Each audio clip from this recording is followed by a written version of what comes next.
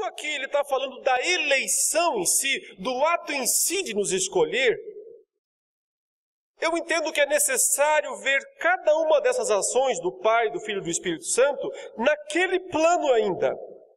E não no agora, não no já. É claro que o agora e o já vai acontecer por causa daquilo.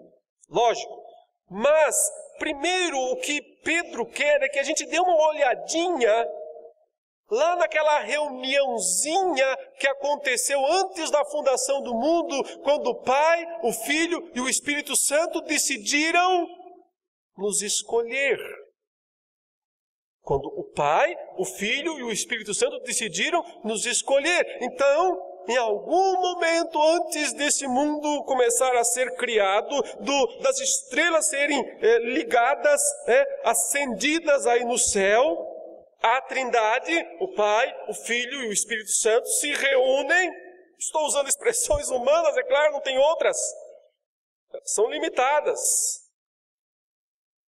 Eles se reúnem e decidem nos escolher. Que nós sejamos esses eleitos. E ao mesmo tempo forasteiros, não se esqueça nunca.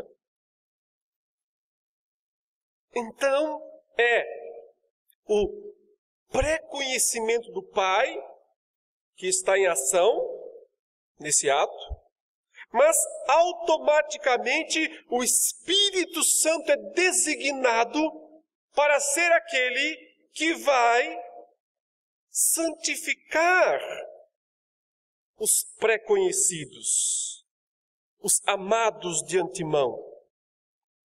Então, a função do Espírito, antes de tudo, é que está sendo definida naquela reuniãozinha antes da fundação do mundo.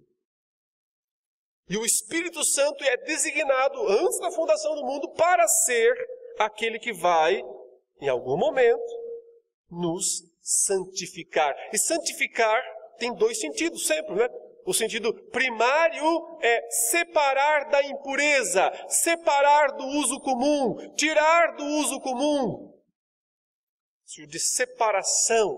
O sacerdote era santificado dentre os seus para prestar serviço ao Senhor. O sentido agora ele não é mais alguém do uso comum, mas passa a ser do uso especial, do uso de Deus. Nós somos, portanto, devemos ser, nesse plano divino, separados do mundo para pertencer a Deus, para poder ser povo de propriedade exclusiva de Deus. Mas nesse ato também tem que tirar de nós as impurezas, porque não basta nos tirar das impurezas, tem que tirar as impurezas de nós também.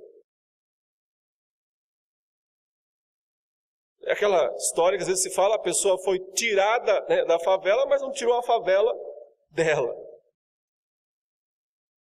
Nós não só temos que ser tirados do mundo do pecado, mas também o pecado tem que ser tirado de nós. E é função do Espírito Santo realizar esta parte. A salvação é perfeita porque a Trindade planejou-a muito bem. E em terceiro lugar, entra a função do Filho. Ele diz que a função do Filho especificamente é obedecer e aspergir o sangue. Por isso eu entendo que esses termos não estão sendo aplicados aos crentes. É claro que nós vamos obedecer. É claro que nós somos eleitos para sermos santos. É claro que nós somos eleitos. Mas aqui eu estou tentando dizer, mostrar que ele está falando de uma coisa maior. Ele está falando daquele plano grandioso de Deus. E o modo como nós somos eleitos.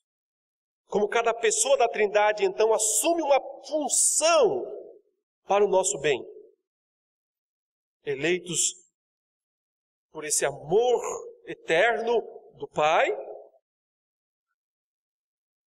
tendo designado a função do Espírito de ser o santificador, o separador, e a função do Filho, que aparece em terceiro aqui. E por que é que a ordem parece estar inversa, né? Geralmente a gente fala do Pai, do Filho e do Espírito. Aqui ele fala do Pai, do Espírito e do Filho. Mas o objetivo é mostrar realmente, em terceiro lugar, qual foi a designação da Trindade para o Filho a nosso bem, a nosso favor.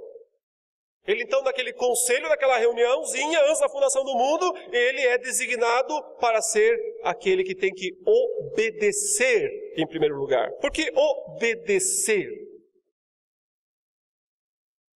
Porque ele tem que satisfazer a justiça de Deus pelos pecadores que somos nós, que não obedecemos, que não podemos ser salvos pelas nossas obras, mas dependemos da obediência de Cristo, daquele que tem que ser o Cordeiro sem defeito e sem mácula,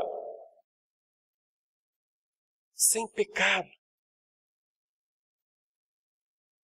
Ele tem que nascer, portanto, ele tem que viver, portanto, ele tem que não pecar, portanto. Sua obediência. Mas isso não seria suficiente, esse aspecto mais ativo da nossa salvação não seria suficiente se ele também não pagasse a dívida, não pagasse o preço. Por isso ele divide em duas etapas a função de Cristo. Em primeiro lugar, obedecer, mas em segundo lugar, fazer jorrar seu sangue, que é o sentido de aspergir, expirar, fazer seu sangue fluir, correr.